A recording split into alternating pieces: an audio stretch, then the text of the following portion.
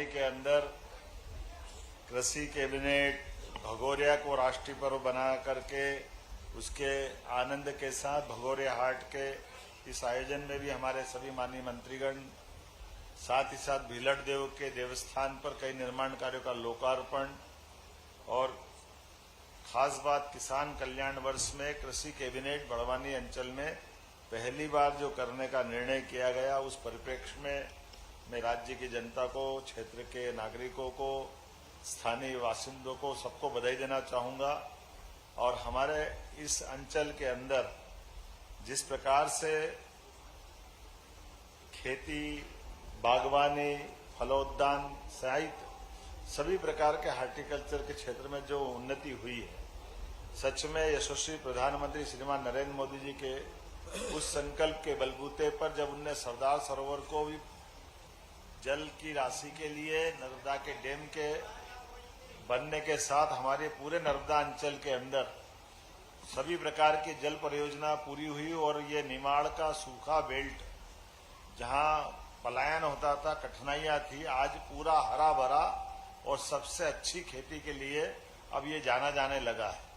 मैं बधाई देना चाहूंगा हमारे अपनी सरकार के पूर्व मुख्यमंत्री को, हमारे सभी प्रकार के शासन के साथ माननीय प्रधानमंत्री जी को, श्रीमान नरेंद्र मोदी जी को, जिनके नेतृत्व में हमारी सरकार लगातार अलग अलग वर्ष को जनता के कल्याण से जोड़ करके उनके नाम के आधार पर जो 4 श्रेणी माननीय प्रधानमंत्री जी ने बताई, इस समय किसान कल्याण वर्ष हमने ये वर्ष 2026 मनाने का निर्णय किया। इसी परिप्रेक्ष्य में अलग अलग अंचल में कृषि कैबिनेट और किसानों से जुड़ करके खेतों के साथ टेंट तंबू में भी किसान की नीतियों को बनाने का निर्णय फलीभूत हो, क्षेत्रीय प्राथमिकता को जगह मिले, ऐसे कई योजनाओं के बलबूते पर आज कई प्रकार के रंगारंग कार्यक्रमों के साथ इस आयोजन के साथ कृषि कैबिनेट भी जुड़ी है। मैं अभी आपके साथ किसान कैबिनेट के नाम से ये कृषि कैबिनेट जो की गई है उसकी जानकारी शेयर करना चाहूंगा। उल्लेखनीय है कि हमने नांगलवाड़ी में बड़वानी के अंदर ये कृषि कैबिनेट जो आयोजित की है, जिसमें किसानों के कल्याण के लिए संबद्ध 6 महत्वपूर्ण विभागों की 16 योजनाओं में अलग अलग निर्णय लिए हैं। इनका समग्र रूप से 27,746 करोड़ का भार सरकार वहन करने वाली है। ये किसानों के कल्याण के लिए हम ये राशि खर्च करेंगे।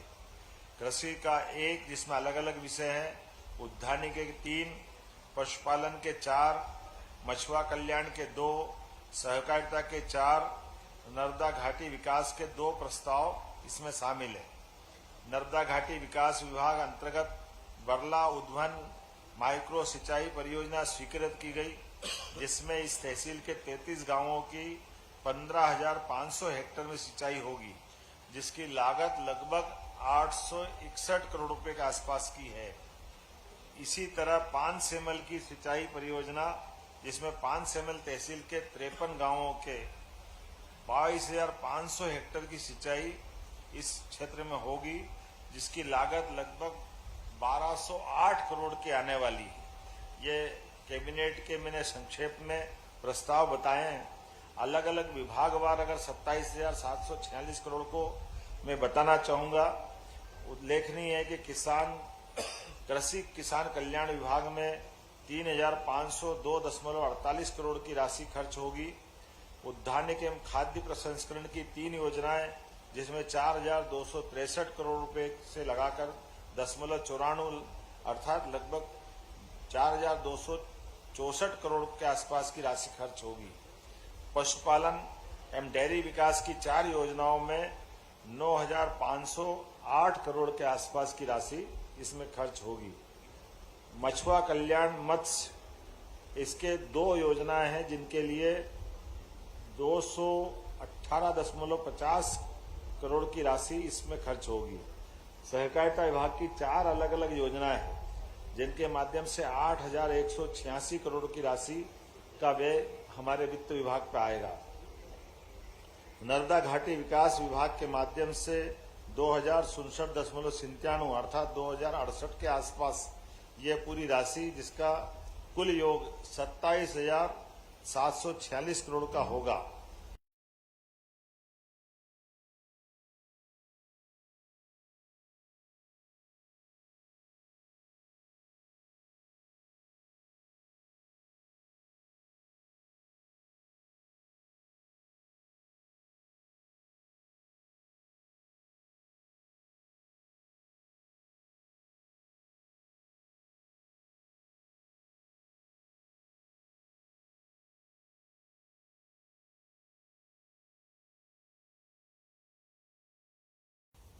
मैं अपनी ओर से 27,746 करोड़ के इन कृषि आधारित किसानों के लिए इस राशि के साथ बीते समय हमने विधानसभा के दरमियान उड़द प्रोत्साहन, ये देश में पहली बार हुआ जब हमने दलहन के लिए तीसरी फसल के माध्यम से 600 रुपये प्रति क्विंटल का बोनस प्रारंभ किया, जिसके आधार पर 4.15 लाख हेक्टेयर में इसकी बोनी संभावित है। सोयाबीन का बीते समय हमने भावांतर योजना में भुगतान करके देश में हमारा मध्य प्रदेश पहला नंबर का राज्य है, जिसके आधार पर हमने सोयाबीन की खरीदी की थी। उसी प्रकार तिलहन में अब सरसों पे भी भावांतर योजना का लाभ हम देने वाले हैं। ये लगभग 15.71 लाख मीट्रिक टन का इसका उत्पादन होगा और सरसों को भावांतर योजना में शामिल करने के लिए हमने भारत सरकार को इसका प्रस्ताव दिया है। राष्ट्रीय खाद्य सुरक्षा पोषण के माध्यम से 5 वर्षों की निरंतरता के लिए 3,285.49 करोड़ की राशि हमने धान, गेहूं, दलहन, मोटा अनाज, नकदी फसलों में देने का प्रयास किया है। प्रधानमंत्री कृषि सिंचाई योजना के माध्यम से पर ड्रॉप मोर क्रॉप के माध्यम से 1 अप्रैल 2026 से 31 मार्च 2026 तक 2,393.97 करोड़ की ये राशि भी हमने मंजूर की थी। प्रधानमंत्री राष्ट्रीय कृषि विकास योजना के माध्यम से 2031 तक के लिए हमने सब मिलाकर के ये 10,000 करोड़ से ज्यादा की राशि पिछले विधानसभा के माध्यम से हमने किसान कल्याण वर्ष में घोषित की। आज की ये राशि अगर जोड़े तो 27,746 के साथ 10,000 करोड़ से ऊपर की राशि जोड़े तो लगभग ये हमारी 38,000 करोड़ के आसपास की किसान कल्याण के लिए हमने अपने राज्य बजट से ये बड़ी योजनाओं को मंजूरी दी है। ये किसानों के प्रति हमारी प्रतिबद्धता है, हमारे अपने उस संकल्प की पूर्ति भी है जब हम हर हालत में किसानों को न केवल समृद्ध बनाकर राज्य को प्रगति के पथ पे ले जाएंगे, बल्कि किसानों के साथ साथ हमने 16 विभागों को जोड़ करके 17 विभागों के साथ जोड़ करके मत्स्य पालन, दूध उत्पादन, हार्टिकल्चर, एग्रीकल्चर सभी चीजों को जोड़ते हुए सहकारिता को भी आगे बढ़ाएंगे। स्वावलंबी ऊर्जा के माध्यम से भी किसानों के लिए कृषि किसान पंप और बहुत सारे प्रकार से लाभ दे रहे हैं।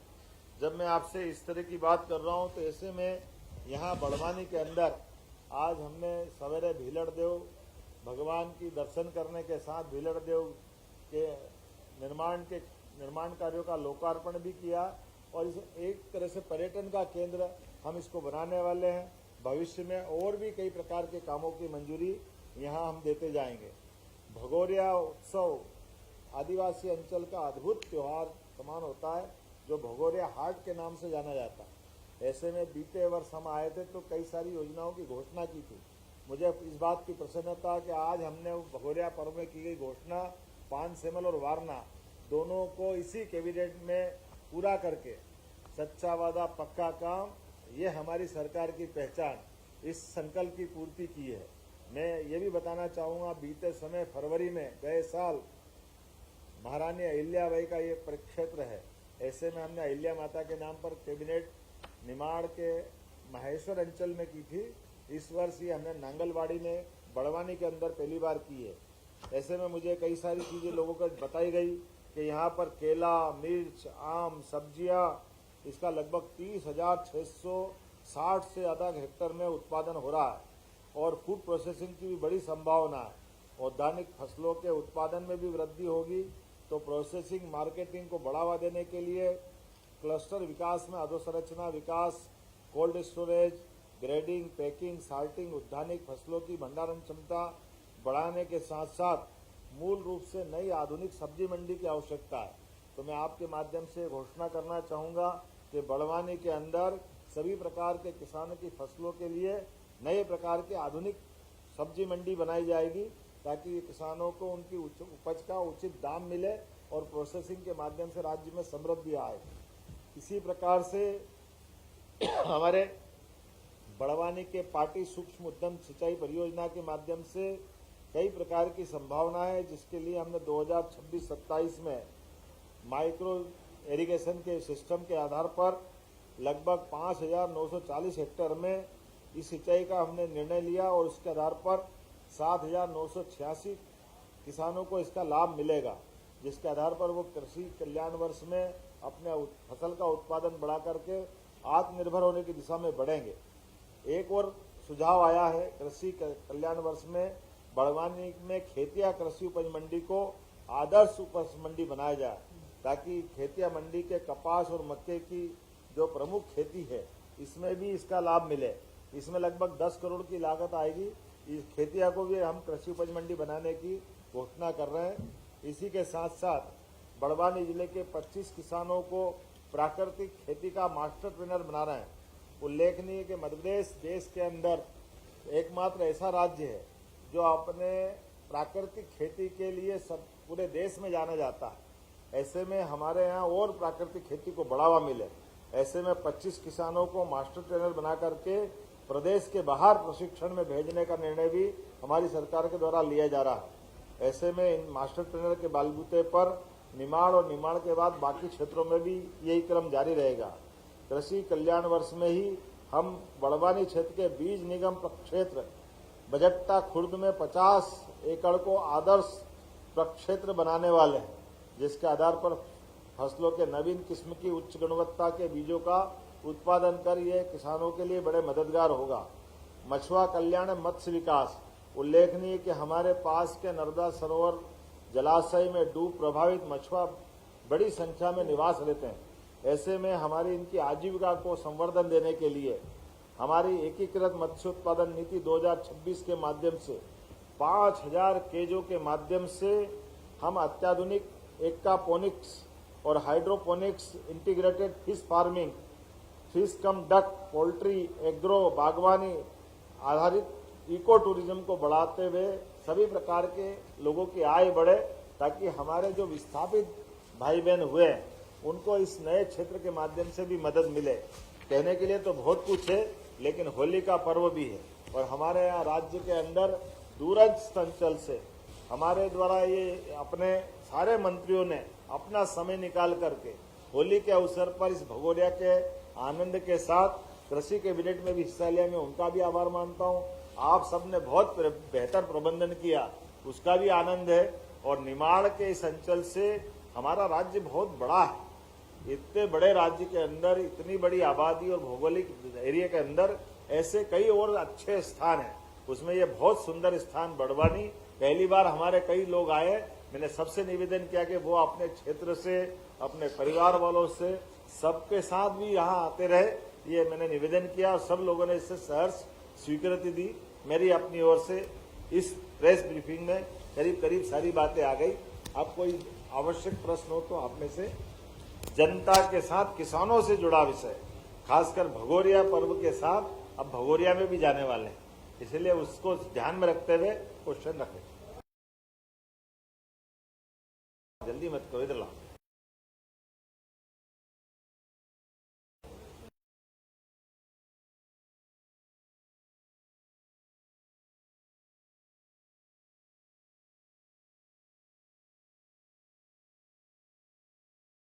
हमने आज ही अपनी क्लस्टर और फूड प्रोसेसिंग इकाई की यूनिट की नीतियों को पुनः 5 साल के आगामी रूप से स्वीकृति दी है, ताकि फूड प्रोसेसिंग के बलबूते पर उनकी उपज का सही दाम उनको मिल सके।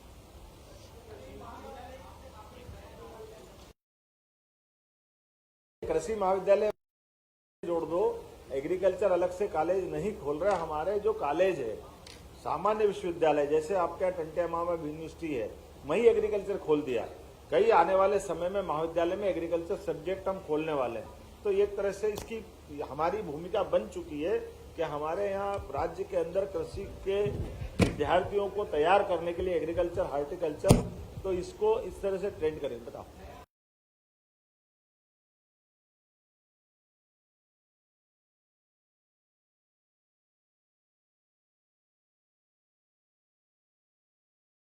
%, ये हमने कहा कि जैसे निमाड़ अंचल में हुई है, आने वाले समय में अलग अलग अंचलों में इस प्रकार का क्रम जारी रहेगा। लेकिन आज तो हम यहाँ की बात कर रहे हैं। निमाड़ का आनंद है, भीलड़ देव का आनंद है, दाल पानिया और क्या क्या बना उसका पकवान लेंगे। अच्छे भगोरिया हाट में जाएंगे। कैबिनेट में अपने सारे विषय बहुत अच्छे से हुए। सारी व्यवस्थाओं के बलबूते पर ये कृषि कैबिनेट, ये मैं मान सकता हूं कि ये सफलता के सारे सोपान पूरे कर रही है। सर,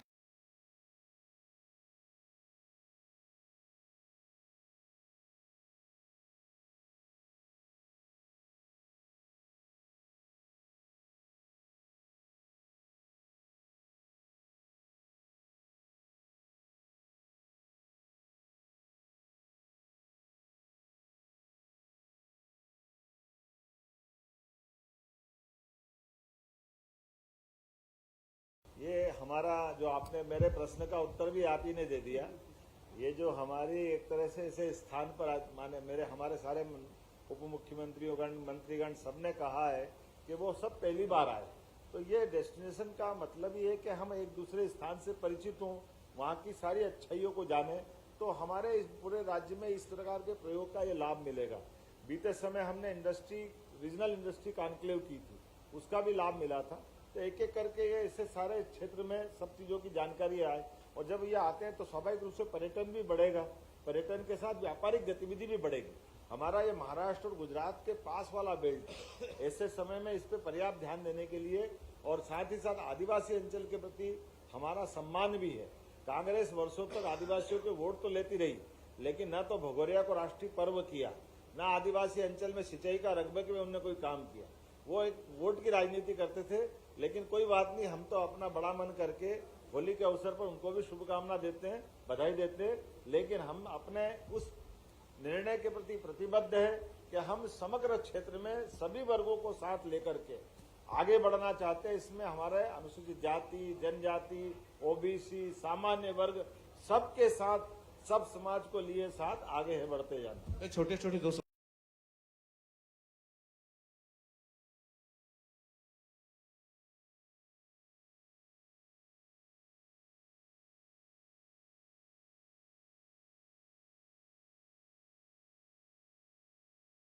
लोग के लिए लगातार तो वो कब से शुरू कर वो सब हो रहा है ना। भीलड़ देव का ये काम होना, ये हमारे पूरे अंचल को ही नमस्कार है। इसके साथ साथ जहां जहां आवश्यकता पड़ती जा रही है, प्रत्येक क्षेत्र में हमने तो यहाँ तक कि हमारे पंडा पुजारा जो उधर के हैं अपने आदिवासी अंचल के, उनके साथ जुड़ करके उनको भी एक एक छोटे छोटे स्थान में भी जो वो चाह रहे हैं मदद करने को तैयार है। मेरी सारी बात आ गई। बहुत बहुत धन्यवाद।